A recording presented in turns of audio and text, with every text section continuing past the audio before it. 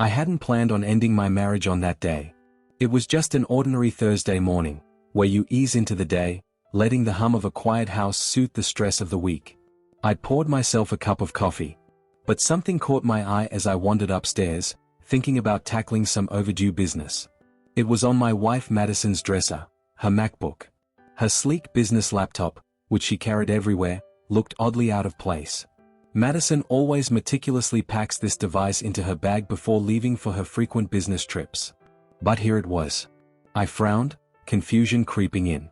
Why would she leave something so important behind?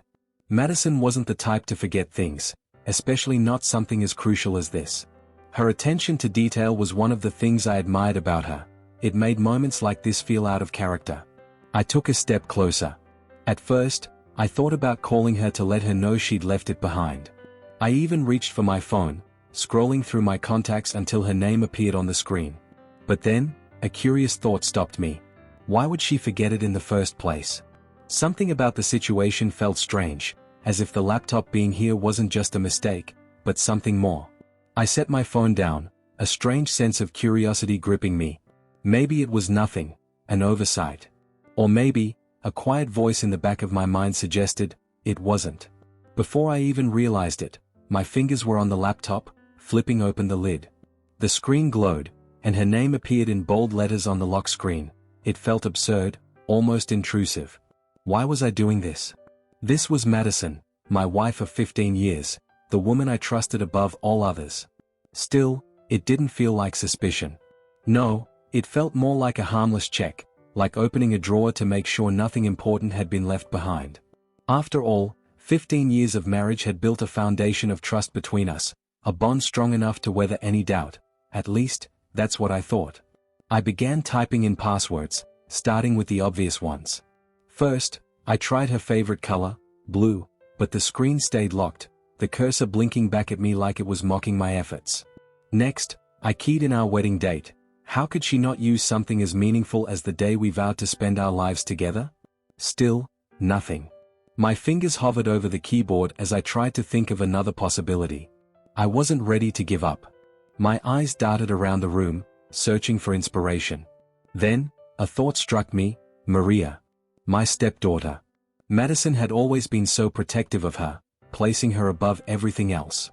Could her password be tied to Maria? On a whim, I typed in her birth date, my fingers moving almost automatically. The moment I pressed the final key, the screen blinked, and the desktop appeared. Maria. The little girl I had agreed to raise as my own 15 years ago. I could still picture the first time I met her. She stood shyly behind her mother, Madison. She peeked out at me cautiously, her small fingers gripping Madison's skirt, as if unsure whether I was friend or foe. Madison had sat me down that day and shared her story.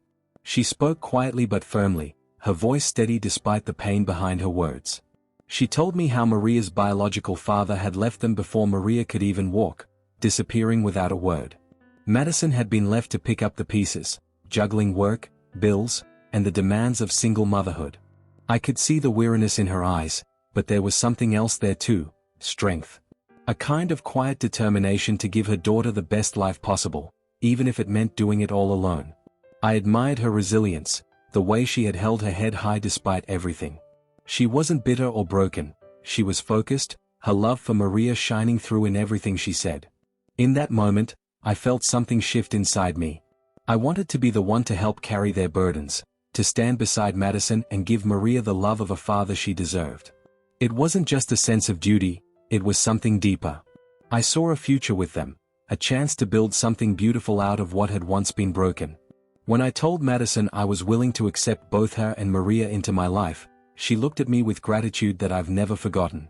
From that day forward, I promised myself that I would be the father Maria deserved, the kind of father who would never abandon her. And I vowed to be the partner Madison needed, someone who would never let her face life's challenges alone again. I embraced the role of a husband and father wholeheartedly, thinking I was stepping into a life built on love and trust. But I never knew what life has in stock for me.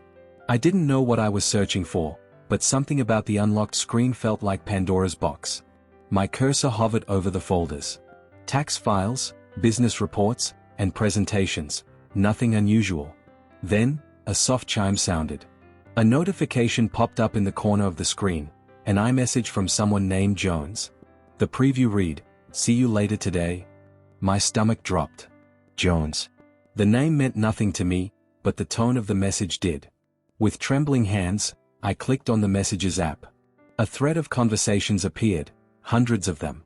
My eyes scanned the most recent exchange. Jones, did he ask about your trip? Madison, no, of course not. He never does. Too trusting for his own good. Jones, perfect. See you later today then, Madison. Yes. Maria will keep an eye on him and update me on anything like always. My breath caught as I reread the words on the screen. Maria? The girl I had taught to ride a bike when she was 6? The same Maria whose forehead I had pressed with cool towels through endless nights of childhood fevers, whispering reassurances that everything would be okay? The girl whose college application essays I had stayed up late proofreading, beaming with pride when she got accepted to her dream school? My mind rebelled against the thought, clinging to the countless moments we'd shared, the bedtime stories, the laughter at family dinners, the quiet talks when she needed advice. Could it really be the same person? My hands trembled as I scrolled further back through the messages, desperate for clarity, for some hint that I was misunderstanding what I was seeing. But what I found wasn't clarity, it was a nightmare. The messages painted a picture I couldn't ignore, a devastating betrayal that was unexpected. Madison hadn't just been keeping in touch with Jones, Maria's biological father, the man she had claimed abandoned her when Maria was just a baby. She'd been seeing him, meeting with him, maintaining an affair that spanned years. The business trips she so meticulously planned, the ones I had rearranged my own schedule around, weren't work-related at all.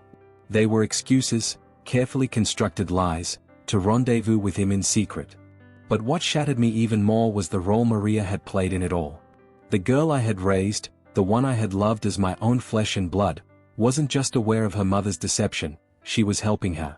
Message after message showed their coordinated efforts to keep me in the dark, weaving a web of lies so tight that I had never once thought to question it.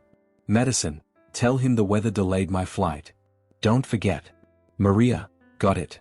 Don't worry, Mom. He won't suspect a thing. I stared at the words, my pulse pounding in my ears. Maria didn't just know about the affair, she had been an active participant, covering for Madison whenever she needed a convenient excuse. Their messages were casual, almost routine, as though deceiving me had become second nature to them. The realization hit me. The two people I had devoted my life to had built their bond on a shared secret, a conspiracy that made a fool out of me for years.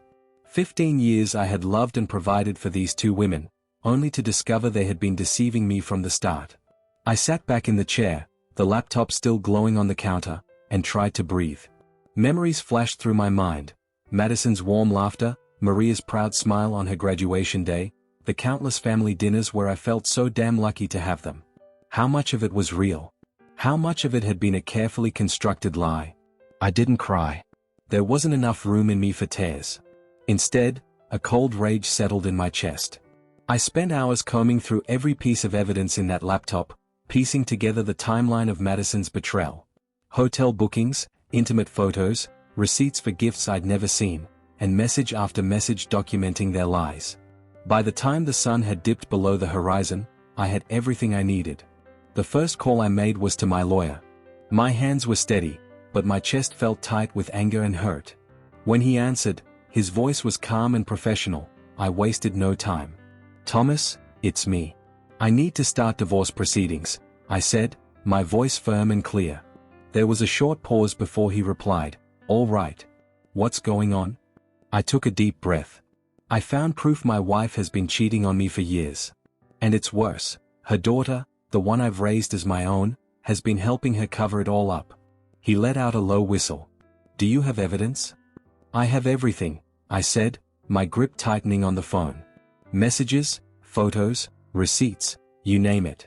I don't just want a divorce, Thomas. I want to take everything. His tone turned serious. All right, bring everything to my office, and we'll plan the next steps. It won't be easy, but we'll make it happen. I didn't feel relief when I hung up, but I felt certain. I wasn't just ending a marriage. I would make sure I stripped her of all I gave her. Madison returned from her business trip the next day, breezing through the front door with a bright smile that felt like a cruel mockery of the truths I now carried.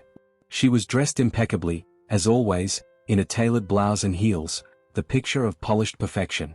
Setting her suitcase down by the door with a practiced ease, she leaned in to kiss me on the cheek, her perfume wafting through the air like a cloak of deceit. "Miss me?" she asked, her voice light and cheerful, as though nothing had changed. I didn't answer. My silence must have unnerved her because she glanced at me, her smile faltering for just a fraction of a second before she turned her attention back to her luggage. I moved to the dining table where I had placed a thick folder, its edges sharp and accusing. Inside was everything: the photos, the receipts, the messages, all the proof of her betrayal. "We need to talk," I said, my voice cutting through the room like a blade. Madison froze mid-step, her gaze flicking to the folder on the table. Her confident stride faltered as she walked over, picking it up with trembling hands. The moment she opened it, the smile she wore so effortlessly vanished completely. The blood drained from her face, leaving her pale and visibly shaken. Her hands quivered as she flipped through the damning evidence. The photos of her with Jones, the intimate text exchanges, the hotel receipts, it was all there, laid bare in black and white. "I can explain," she stammered, her voice barely above a whisper. Her usual composure was gone, replaced by raw panic. "Don't bother," I said coldly, my tone void of any sympathy. "I know everything." At that moment, Maria walked into the room. She must have overheard the tension in our voices because her face was a mixture of guilt and fear. Her dark eyes darted between Madison and me, trying to gauge how much I knew. She opened her mouth to speak, her voice hesitant. "Dad, Stop," I snapped, cutting her off with a sharpness that made her flinch. "Don't call me that." The words burned as I said them, but they were necessary. "You've been lying to me for years. Both of you. And now, you're going to face the consequences." I turned back to Madison, handing her a legal agreement I had prepared earlier that day. "You will forfeit everything," I said, my voice steady and firm. "The house, the possessions, the business, all of it. You'll leave with nothing but the clothes you pack. If you don't, I'll make sure everyone, your friends, your colleagues, your clients, knows the truth about you. I'll expose every dirty secret you've been hiding." Her hands trembled as she took the papers from me, her eyes filling with tears. She looked down at the document, her breath hitching as she read the terms. She knew I wasn't bluffing. The evidence I held was more than enough to destroy her professionally and personally. "Please, don't do this," she pleaded, her voice cracking. "Think about Maria. Think about everything we've built together." "Everything we've built?" I shot back, my voice rising. "It was all a lie. Every moment of the last 15 years was built on your deception. You don't get to use Maria as a shield now." Madison's shoulders slumped in defeat, and she signed the agreement, her tears smudging the ink as she handed it back. I watched her, unmoved by her despair. She had made her choices, and now she would face the consequences. As she and Maria packed their belongings, I silently observed from the doorway. Their once luxurious lifestyle reduced to stuffing clothes into duffel bags, their faces etched with defeat. Madison begged me one last time as she zipped her suitcase. "Please, reconsider. We can fix this. We can be a family again." My jaw tightened, and I shook my head. "My decision is final. The only family you have now is the one you chose, your runaway lover. Let him take responsibility for you and Maria. I'm done." I had already started working to sever all ties. The funds I had painstakingly saved for Maria's college education were moved into a trust that would now benefit causes far more deserving. The business Madison had thrived in because of my investments would feel the weight of my withdrawal. Every gain she had made from our marriage was built on my sacrifices, and I intended to take it all back. Let Jones pick up the pieces, if he even cared enough to do so. When they finally left, the house felt strangely quiet, but I felt no sadness, no remorse. They had gambled with my trust, my love, and my loyalty, and they had lost. Actions have consequences, and they were finally learning what those consequences felt like. I don't know what hurt more, the betrayal of the woman I had loved or the complicity of the girl I had raised as my own. But I knew one thing: I was done being their fool. This wasn't just about ending a marriage. This was about reclaiming everything they had taken from me. The divorce was the first step, but it wouldn't be the last. Madison and Maria had built their comfortable lives on my trust, my love, and my sacrifices. Now, I would make sure they felt the weight of losing it all.